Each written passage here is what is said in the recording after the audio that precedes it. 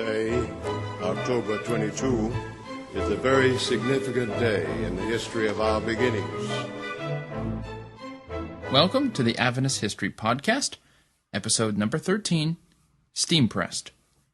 Last time, we checked in with the Whites in Battle Creek and saw how the city, with its new, enthusiastic, and motivated believers, was an immense blessing to the burned-out family. We also talked about J.N. Loughborough's efforts to haul a tent around, pitching it and preaching everywhere he could. And because to be a Sabbatarian Adventist preacher was essentially a vow of poverty, we learned how he and J.N. Andrews grew discouraged and moved to Waukon, Iowa. Finally, we talked about Ellen and James White's risky sleigh ride 200 miles through a brutal Midwest winter to reach the two men and encourage them to come back into ministry, which they did. We left Loughborough in Round Grove, Illinois, where he preached through the rest of the winter and received as his pay a whole $10 and a fur coat. Okay, we're all caught up. But before we begin today, I've made an executive decision. Since we have J.N. Loughborough and J.N. Andrews, I'm just going to call the former John Loughborough. It's just easier that way, and hopefully it will cut down on some of the confusion, and I'm sure he won't mind. We begin where we left off, Waukon, Iowa. With James and Ellen White back in Michigan, James offered a rather blunt but cheerful assessment of the whole experience in the review. James named the leading families in Waukon and then dutifully reported because he presumed the readers of the review were, quote, anxious to learn their present position. So James stated the problem. Quote, we were sad to find these brethren laboring under a mistake, end quote. The Waukon believers there thought it mighty suspicious that James had up and moved the review to Battle Creek. We don't know exactly why they thought this. Perhaps some thought it was a waste of money, or an example of the autocracy of James White. Who knows? But James explained how running the press in those days was really a thankless job. How he worked crazy hours and had to use his own money to keep the whole thing going. The decision to move to Battle Creek was done by the believers in a general conference, he reminded them. On top of that, James told them that everyone had ample warning of the intention to move the review, and if there were any objections, they should have made them known then, otherwise just shut up. Well, that last bit are my words, not his. In the end, there was a lot of confession of sins and prayers together.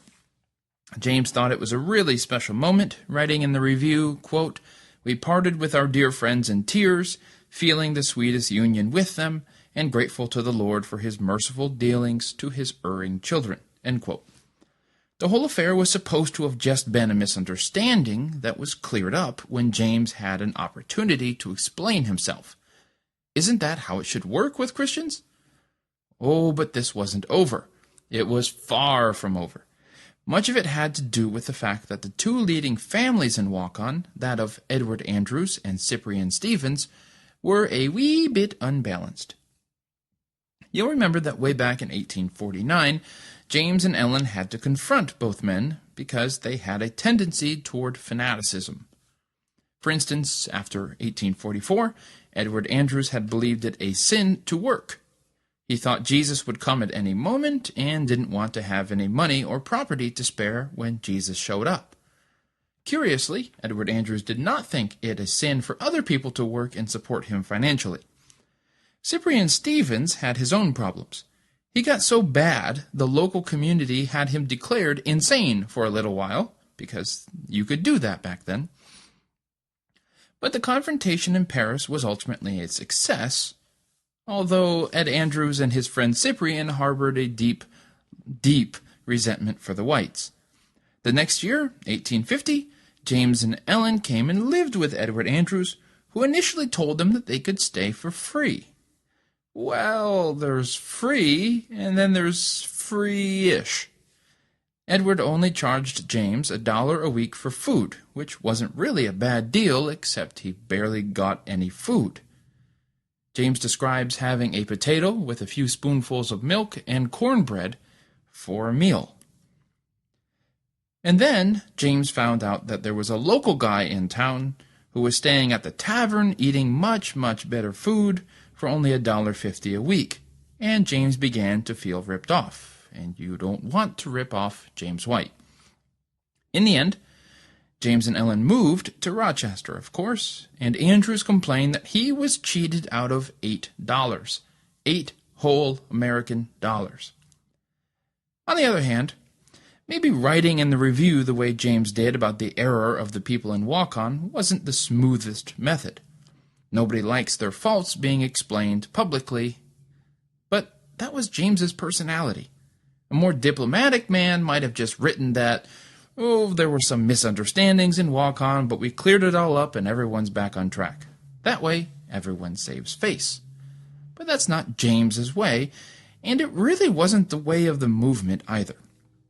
After the believers realized in 1856 that they were this church of Laodicea in Revelation, that is, a lukewarm, indifferent, apathetic kind of church, a constant stream of letters arrived at the review from members who confessed their faults and asked for prayers. A man named Alfred Miner admitted that he tried to run from God by drawing around me friends that deny the coming of our Savior.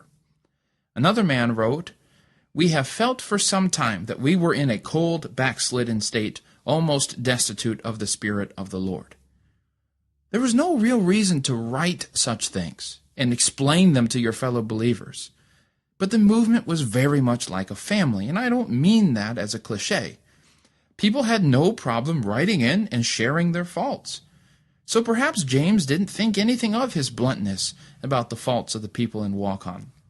After all, the whole point of his article was that reconciliation happened and we're all happy now. Though, of course, there's a big difference between confessing your own faults and sharing the faults of others. But we just need to recognize that transparency was what this early movement was all about. There was no time for masks, for pretending, for posturing. Jesus was going to come soon, and we need to be ready. This was not a movement for thin-skinned, super-sensitive people. You were an outsider as a Sabbatarian Adventist among Christians. And if James was traveling, it'd be posted in the paper. If there was a tent meeting somewhere, it was in the paper. If someone needed a book, they wrote to the paper.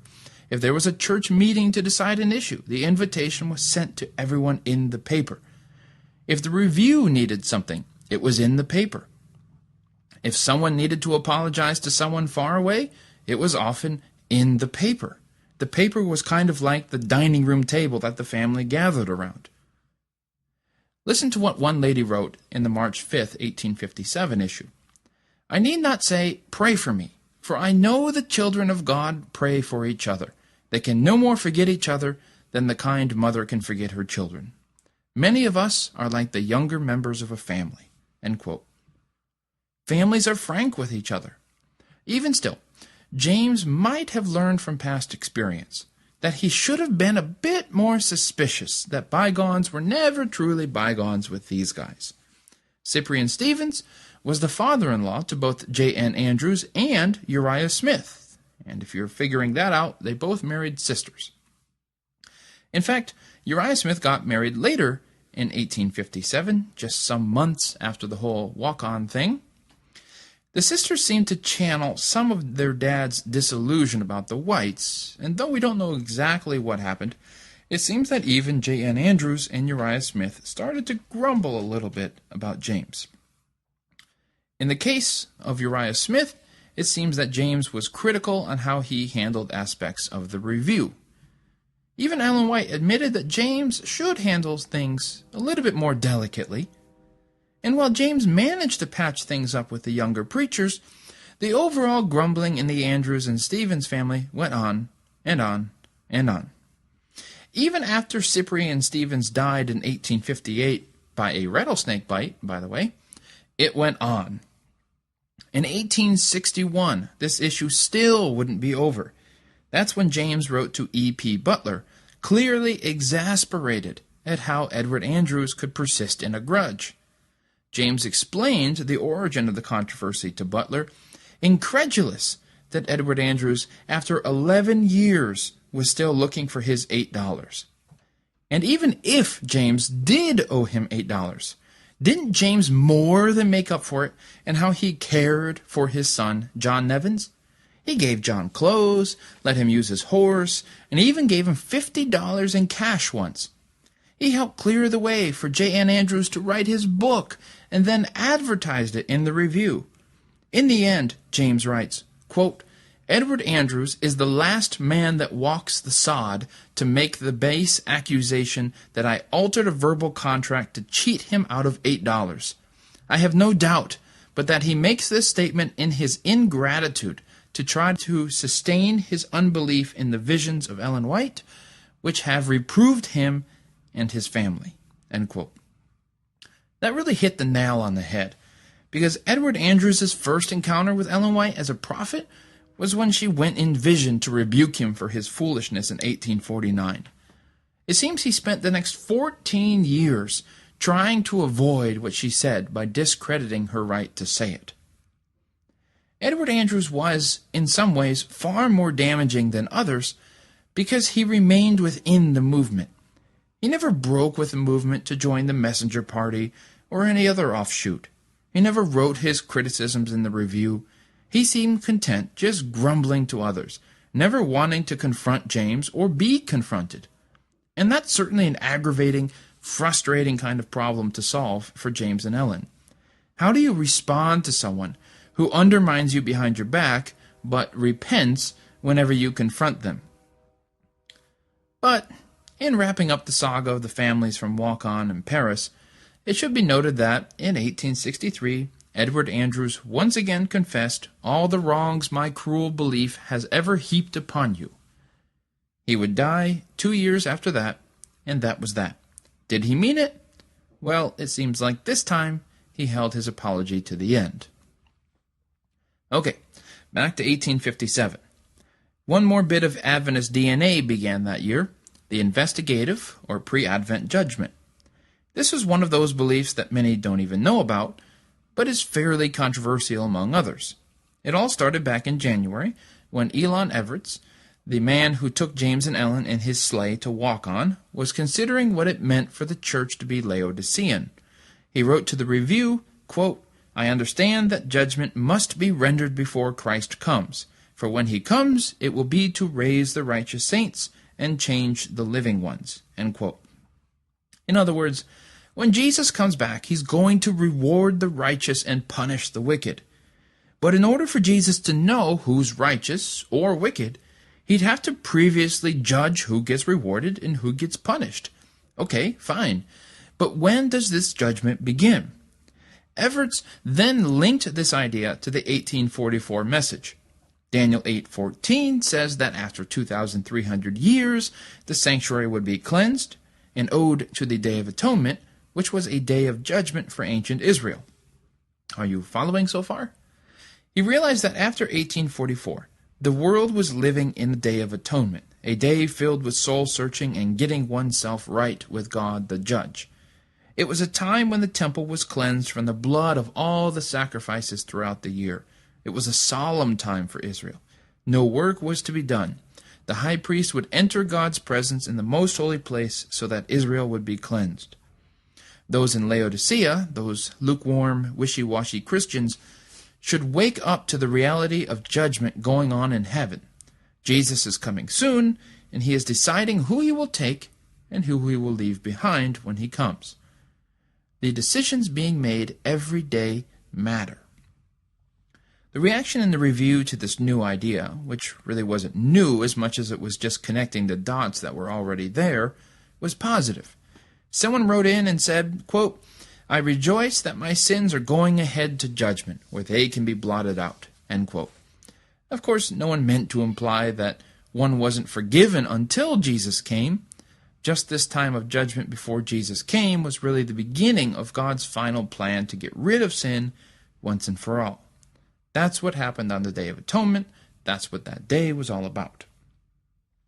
James White chimed in on the subject at the end of January, heartily developed Everett's ideas, and made a solid case for the fact that judgment is even now going on in heaven.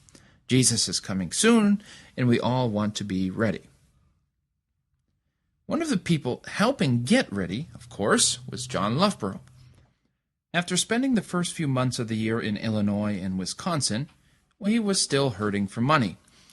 The believers raised a whopping $50 to $60 for him in Dodgeville, Wisconsin, which would have been great if he could have kept it.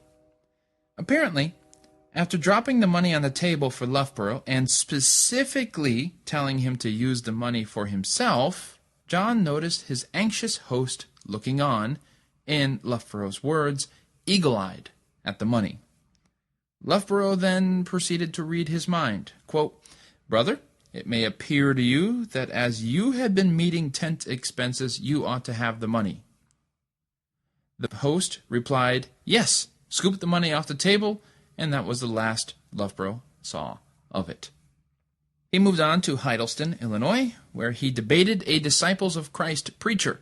There was apparently a little proverb made up that no one loved the debate more than a Disciples of Christ preacher, except a Sabbatarian Adventist. Well, after 4 days, the story goes, the audience petitioned Loughborough to end it because the other preacher simply couldn't respond to his arguments. As a result, 10 people began keeping the Sabbath. Loughborough had a downright bizarre experience as he took the tent and preached around Wisconsin. In one case, hecklers tried to disrupt his meetings, yelling about the law of Moses and mocking him while he preached, because, hecklers are known for their knowledge of the Old Testament. On the second night, they escalated things. The hecklers got a lamb, cut off its ear, and then threw it in the tent. Loughborough says that after that, they tried to go knock down the tent the next day. They were discovered, he said, by which I would like to assume he means a flock of angry, earless sheep kicked the snot out of them. When autumn came, Loughborough headed back to Waukon to see his wife. What, did you just tense up when I said the word Waukon? Don't worry, because Loughborough went back in order to tell his wife that they should move to Battle Creek. Hey, everyone's doing it. As soon as they arrived in the heavenly city, James White greeted them with $250 that believers had raised so that they could get a house. And I understand it, that if you move to Battle Creek today, nobody will be there to greet you with $250. But it would be nice. Loughborough was also greeted with the news that they really needed his help building a second church there in Battle Creek. The first church had been built in 1855 when the Whites got there. It was only 400 square feet large, so it maybe sat about 40 people. Well, this is Battle Creek, and with so many Adventists moving there, they kind of needed a bigger building. So the church had a general conference in April and decided to build a place that could seat between 300 and 400 people. They asked Loughborough's help in building it, some 1,200 square feet or so, or 3 times larger than the previous one. We know that they did fit 250 people into this bad boy, but not whether this was its final capacity or not. Even still, that's a pretty good deal when it only cost $500. Well, back in March 1857, James had decided that the review needed a steam press to replace the hand press that they had been using. With a hand press, you had to set the type, ink it, then lay the paper over top and pull a lever. When you finished one side, you'd have to reset the type and do the other side, which I'm sure was a lot of fun. James told his readers that it took them 3 days a week to print the review, not to mention the youth's instructor or anything else that they wanted to print. Plus, everyone was moving to steam, and if the movement wanted to stay competitive, they had better get on board. The final cost would be about $2,000 or $3,000, but the good news is all the tracts and books they printed on the steam press would be cheaper than the hand press. The General Conference of April 10th, chaired by Joseph Bates, of course, approved the review's plan to get a steam-powered press. The names of those who pledged $100 or more were published in the paper. Oh yeah, James White knows how to fundraise. And when he got enough money, James ran up to Boston and had the steam press installed by the end of July. But they still needed to get an engine, which he finally had by October. In just 7 months from when he first had the idea, the review entered the industrial age, putting along with its 3-horsepower engine. Oh yeah. On his way to pick up the steam press, James suggested he meet with believers in tents along the way. While the primary goal of the tents was to reach the lost, he said, it would be good for the believers to get together under a tent once a year.